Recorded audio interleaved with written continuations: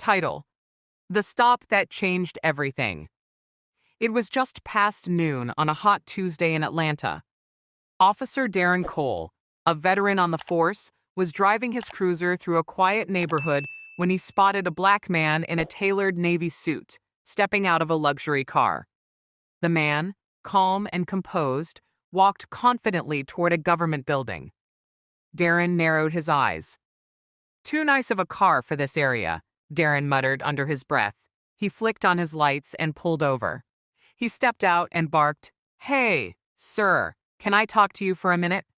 The man turned and smiled politely. "Is there a problem, officer?" Darren didn't smile back. "ID. Now, whose car is this? Where are you going?" The man raised an eyebrow but remained composed. "Certainly," he said, reaching into his inner pocket slowly. "My name is Marcus Whitmore." He handed Darren a badge, not a driver's license. It was gold. Official, it read, "Marcus Whitmore, Director, Internal Affairs Division, Georgia Bureau of Investigation." Darren froze. He took a step back. "You, Internal Affairs?" "Yes," Marcus said, his voice now firmer. "I'm here for an unannounced inspection of precinct misconduct records. That includes reviewing any cases involving biased policing. I believe you've just given me another example to include." Darren's throat went dry. I didn't mean anything by it, I just thought." "You thought what?" Marcus interrupted gently, yet with undeniable authority. "That I didn't belong here, that this car must be stolen, that this suit must be rented." Darren stood in silence. Marcus continued, "I've worked undercover. I've seen the worst, but nothing disappoints me more than officers who forget their duty is to protect, not profile." As he turned to walk into the building, Marcus glanced back one last time. "You might want to get your story straight. I'll be seeing you again, formally." Later that week, the entire precinct was buzzing. Officer Darren Cole was placed under review for multiple profiling complaints. The force had no choice but to reckon with its blind spots. And Marcus Whitmore? He kept doing his job, not out of anger, but out of the hope that someday every officer would see beyond color. Racist officer stops black man, then learns he's the head of internal affairs. The stop that shook the department, a fictional story.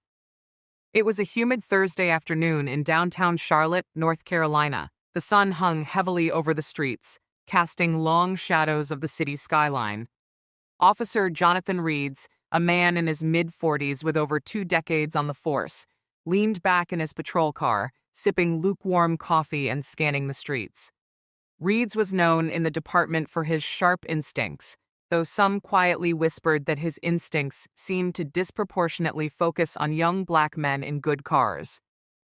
Across the street, a brand-new black Mercedes-Benz rolled to a gentle stop in front of a reserved parking space labeled Director, Internal Affairs Division. A tall, sharply dressed black man stepped out, wearing a dark blue tailored suit, a silver watch gleaming in the sun. Jonathan's eyes narrowed. He muttered to himself, "That's not someone who belongs around here, not in that car." He radioed in a vague check, then pulled his cruiser up behind the Mercedes, blocking it in. Stepping out, hand casually resting near his holster, he called out, "Hey, sir, can you come here a moment?" The man looked surprised but cooperative. "Sure. Is something wrong, officer?" "Need to see some ID," Jonathan said, his tone clipped. "Is this your vehicle?" "Yes," the man replied, calmly. "Is there a reason I'm being stopped?" Jonathan gave a practiced shrug. "Routine inquiry." Car looked suspicious. The man raised an eyebrow but didn't argue. Instead, he reached slowly into his inside pocket and pulled out a leather badge holder. With one smooth flip, he presented an official identification. It read, "Dr. Elijah Brooks, Director, Internal Affairs Division, Charlotte Police Department." There was a beat of silence, a second, then 2.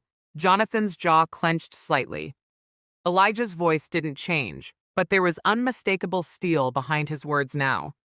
"I'm here to conduct a surprise audit of misconduct complaints, especially regarding racially biased stops. Seems I didn't need to look far. I didn't mean anything by it," Jonathan said quickly. "It's just..."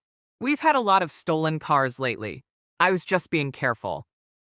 Careful, Elijah repeated, as if testing the word. You profiled me. You saw a black man in a nice car and assumed he didn't belong. That's not careful, Officer Reeds. That's a pattern. Jonathan swallowed. He hadn't expected this. Elijah gestured toward the department building just behind them. I'm going in now. I'll be reviewing your stop log, your complaint history, and your body cam footage. I assume it's on? He hadn't expected this. Elijah gestured toward the department building just behind them. I'm going in now. I'll be reviewing your stop log, your complaint history, and your body cam footage. I assume it's on? Jonathan blinked. He'd forgotten to activate it. A slow nod from Elijah. Noted. Inside the precinct, murmurs traveled fast. Officers peeked through glass doors. As Elijah Brooks walked down the hall, his ID clipped visibly to his breast pocket. Heads turned. A few whispered to each other. Is that the guy from Internal Affairs? Wait, was that Reeds who stopped him? Jonathan sat in a small conference room 2 hours later, pale and sweating, as he was informed of an internal investigation into his conduct, not just today's stop, but a deeper dive into his past decade of service. The department couldn't ignore the embarrassment, not when Elijah Brooks himself had experienced it firsthand. Over the next few weeks, the story quietly spread. The body cam failure, the false routine inquiry. The fact that the man Officer Reeds had tried to intimidate was actually the highest-ranking IA official in the region. Elijah didn't retaliate. He didn't raise his voice or make grand accusations. He simply compiled the evidence and submitted his report, a report that shook the department's culture to its core. Jonathan Reeds was suspended, then later demoted, not because of public outrage, but because Elijah ensured the facts spoke louder than anything else. Months later, a younger officer named Thomas Lynn asked Elijah over lunch, "Why didn't you just throw him under the bus that day? He clearly racially profiled you." Elijah smiled faintly, because change doesn't come from anger. It comes from showing people who they really are and what they can become. He won't forget that day. Neither will the department. In time, Officer Reeds resigned. But before he did, he left a handwritten letter on Elijah's desk. I didn't see you for who you were. I only saw what I feared. You didn't destroy my career. I did that myself. Thank you for opening my eyes. Elijah read the letter, folded it neatly, and placed it in a drawer with dozens of others like it. Reminders that even quiet acts of justice can leave lasting echoes. The Stop That Shook the Department, Part 2. The weeks that followed Elijah's encounter with Officer Reeds were filled with quiet but powerful ripples. While the public didn't know the full story, word inside the Charlotte Police Department spread like wildfire. Officers became cautious. Some avoided eye contact with Elijah when he passed through the halls, while others, especially the younger ones, watched him with a new sense of respect. But Elijah wasn't interested in fear. He wanted reflection, growth, accountability. He wanted change. One afternoon, he called a closed-door meeting with the department's leadership. Police Chief Helen Marlowe sat at the head of the table, flanked by lieutenants and internal review staff. Her face was tight, defensive. Director Brooks, she said as the room quieted, I've read your report on Officer Reeds. You've asked for a department-wide racial bias audit. That's going to cost the city a lot of money. Elijah looked her in the eyes. Calm, controlled. And how much is ignorance costing us now? There was a long silence. I'm not asking for headlines. I'm not trying to make enemies, he continued. But I am demanding that we confront what's broken. Your officers are more afraid of losing comfort than they are of losing community trust. That's the root of our problem. One of the lieutenants shifted in his chair. You're saying most of us are racist? Elijah shook his head. I'm saying most of you were never trained to confront your own assumptions. That makes even good people dangerous in a uniform. A heavy silence settled across the room, but Chief Marlowe finally gave a slow nod. You'll have your audit. That audit would become the most comprehensive racial bias study ever conducted within the Charlotte PD. Elijah oversaw every interview, every document review, every shift of body cam footage. Dozens of patterns emerged, disproportionate stops, unchecked warnings, failures to document critical details. He didn't point fingers at every officer, but he also didn't let silence be an excuse anymore. One late evening, while reviewing data in his office, Elijah was interrupted by a knock on his door. To his surprise, Officer Jonathan Reed stood there, out of uniform, holding a small box. "May I come in?" he asked. Elijah studied him for a second, then nodded. Jonathan sat down, eyes downcast. "I was raised in a world that taught me fear. I never questioned it," he said quietly. "But after that day, I've been going to therapy, reading. I volunteered at a community center last weekend. I even spoke to a group of black teenagers about law enforcement and apologized." He slid the box across the table. Inside it was his badge, tarnished slightly around the edges, but polished carefully. "I'm resigning," he said. "Not because I was forced to, but because I can't do this job with integrity anymore. Not until I become a different man." Elijah didn't say anything right away. He simply closed the box slowly, placed it on the desk, and offered his hand. "Then you're already becoming that man," he said. The following year, the Charlotte Police Department underwent a cultural shift. Training protocols changed. A peer review board was introduced, and Elijah Brooks, the man who was once profiled outside his own building, was promoted to Deputy Commissioner of Professional Standards for the entire state of North Carolina. And yet, for all his titles, Elijah remained the same man. Every morning, he still arrived early, drank the same black coffee, and walked the same halls with quiet purpose. Because to him, it was never about power. It was about truth, and the courage to reveal it, even when the world wasn't ready. The Stop That Shook the Department. Part 3, Seeds of Change. 6 months had passed since Officer Jonathan Reeds walked into Elijah Brooks's office and handed in his badge. The city had quieted, but inside the Charlotte PD, a quiet evolution was underway. It started with a rookie.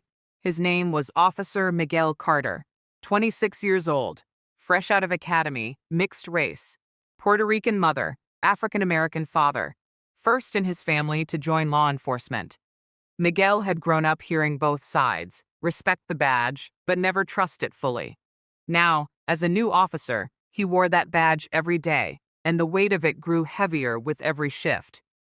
One afternoon during a routine traffic stop in the East District, Miguel was partnered with a more experienced officer, a man named Kyle Franklin.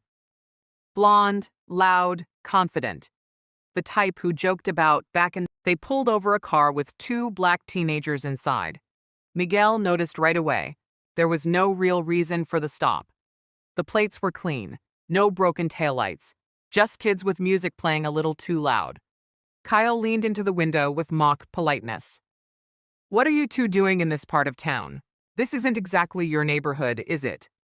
Miguel felt his stomach twist. The boys stayed quiet. One gripped the steering wheel tightly. The other had his hands visible on the dash, too visible as if rehearsed from a mother's fearful instructions. After a few minutes, Kyle let them go without a ticket, but not without a smirk. "Be safe out there, gentlemen, and stay out of trouble." Back in the cruiser, Miguel was silent. "You're awful quiet," Kyle said. "You'll get used to it. You gotta keep the streets clean." But Miguel didn't respond. Instead, he went home that night and wrote everything down in a private journal. Then he asked for a meeting with Deputy Commissioner Elijah Brooks. Elijah listened closely as Miguel described the incident. He didn't interrupt, just nodded slowly, his fingers steepled in front of him. "You did the right thing coming here," Elijah said. "I'm not sure what the right thing is anymore," Miguel admitted. "I became a cop to he." It was a gray Friday afternoon, just days before Miguel Carter was to be recognized at the city's Civic Award ceremony. The Charlotte PD was abuzz. News outlets were praising the Carter Initiative, and rookies across the state were requesting transfers just to attend his workshops. Elijah Brooks watched it all with quiet pride. But he also knew something most rookies didn't. Change is fragile, and reputation is a glass you only drop once. That afternoon, a call came through the radio. Shots fired near Eastwood Park, multiple suspects fleeing. Officer down. Miguel and his temporary partner were already close to the area and arrived within minutes. A chaotic scene unfolded. A small local protest had turned violent after an unknown group began hurling bottles and objects at nearby police. Miguel saw an injured officer being pulled into a squad car. Shouting. Sirens. Flashing lights. And then, Miguel spotted a young man running, hoodie up, clutching something. "Stop!" Miguel shouted, drawing his weapon as he chased the figure down a narrow alley. The young man slowed, then stopped. He turned slowly, hands trembling, holding not a weapon, but a phone. "Please," the teen said, voice shaking. "I was filming. I didn't throw anything. I swear." Miguel's breath came fast. His adrenaline screamed, threat, action, cuff now. But his training, and Elijah's voice in his mind, whispered, "Pause. Look again. Don't become what you're fighting." He holstered his weapon. "Turn slowly," Miguel said, softer now. "Hands where I can see them." The teen complied. No weapons, just fear. Back at the scene, Miguel's partner arrived seconds later, furious. "You let him go? That kid might have been involved." "He wasn't," Miguel said firmly. "I saw his footage. He recorded everything. He might actually help us ID the..." The story was already spreading, and twisted. A leaked report the next day claimed Miguel had interfered with an active pursuit and failed to detain a suspect. The media who once praised him turned hungry. Elijah was called into an emergency meeting. "Your protege is reckless," Chief Marlowe said coldly. "You asked us to believe in this new generation, but he may have let a criminal escape." Elijah sat silently, reviewing the footage Miguel had submitted, not just the teen's video but also his body cam. He saw everything. The restraint, the judgment, the decision to not turn a scared kid into another statistic. Then he looked up. "If what Officer Carter did is considered reckless," Elijah said, "then we need to redefine courage." Chief Marlowe crossed her arms. "So you're defending him?" "I'm not defending him," Elijah said. "I'm standing with him." Later that week, Miguel was summoned for a department-wide inquiry. He walked into the chamber alone. No press, just his principles. When asked why he didn't make the arrest, he simply said, "I chose not to criminalize fear. I saw a boy, not a threat, and if that's wrong, then I don't belong here." The room was silent, and then Elijah Brooks walked in. Not as a superior, not as his mentor, but as a witness. He handed in the phone footage, the body cam analysis, and statements from multiple civilians that corroborated Miguel's version. Miguel was cleared, officially. But something deeper had happened. For the first time in years, an officer had been rewarded for empathy. The next day, at the civic ceremony, Miguel stood at the podium with Elijah by his side.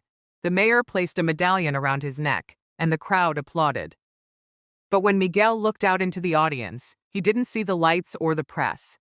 He saw the teenage boy, the one he didn't arrest, sitting quietly in the back with his mother, smiling. Afterward, the boy approached Miguel. "You didn't see me as trouble. Thank you." Miguel placed a hand on his shoulder. "I saw you as someone who deserves a future." And from a few feet away, Elijah smiled, because now he knew. The future had already begun. It had been 4 weeks since Officer Miguel Carter's bold decision during the Eastwood Park incident, and Charlotte PD was still buzzing, some with admiration, others with resentment. But the real storm wasn't inside the station. It was coming from City Hall. Behind closed doors, influential city council members, high-ranking donors, and law enforcement unions had begun to murmur, not about Miguel, but about the man behind him. Deputy Commissioner Elijah Brooks. "It's gone too far," said Councilman Weller, a sharp-suited man with a habit of turning empathy into suspicion. "This Carter initiative is making our officers hesitant, second-guessing their instincts in the field. That's dangerous." A second voice chimed in. "The public thinks we're soft now. We need real law enforcement, not social work and a badge." And just like that, the whispers became motion. A vote was drafted. Eliminate the Carter initiative. Demote Elijah Brooks, quietly, cleanly. But they underestimated one thing. Elijah was already prepared. That evening, Elijah sat across from Miguel in a quiet diner outside the city. No cameras, no uniforms, just two men who had chosen principle over politics. "They're coming for us," Elijah said, stirring his black coffee slowly. "They won't attack the program head-on. They'll do it quietly. Budgets, committee votes, backdoor favors." Miguel leaned in. "So we fight." Elijah gave a small smile. "Not with protests, not with shouting. We use the one thing they don't know how to handle." "What?" "Truth." In the following days, Elijah and Miguel coordinated a strategy that went beyond the walls of the department. They contacted families whose children had been positively impacted by the program. Officers who had gone through the training and changed how they policed. Teachers, clergy, business leaders. And then Elijah did the unthinkable. He released a full transparency report to the public. It detailed every success, every mistake, every internal investigation. It exposed the old guard's resistance and laid bare the true numbers. A 32% drop in complaints of excessive force in units trained under the Carter Initiative. It went viral. The city couldn't ignore it anymore. Local news ran headlines. Deputy commissioners report sparks public outcry. Elijah Brooks may be fired for doing his job too well. Soon, public forums were flooded with citizens demanding the program remain intact. Students wore shirts that said, "I am the future Carter protected." And at the next city council meeting, the vote didn't just fail. It collapsed. Councilman Weller resigned a week later under scrutiny for undisclosed donor payments from a private security firm. The next day, Elijah returned to the precinct. He stood in front of the officers at morning roll call, some still unsure of him, others fully in his corner. He looked around the room and simply said, "We survived the storm. Not because we shouted the loudest, but because we refused to be silent." Miguel stood beside him, taller now, wiser. When the applause broke out, it didn't come from the rookies. It came from the veterans, the ones who once doubted, but had now seen something stronger than tradition.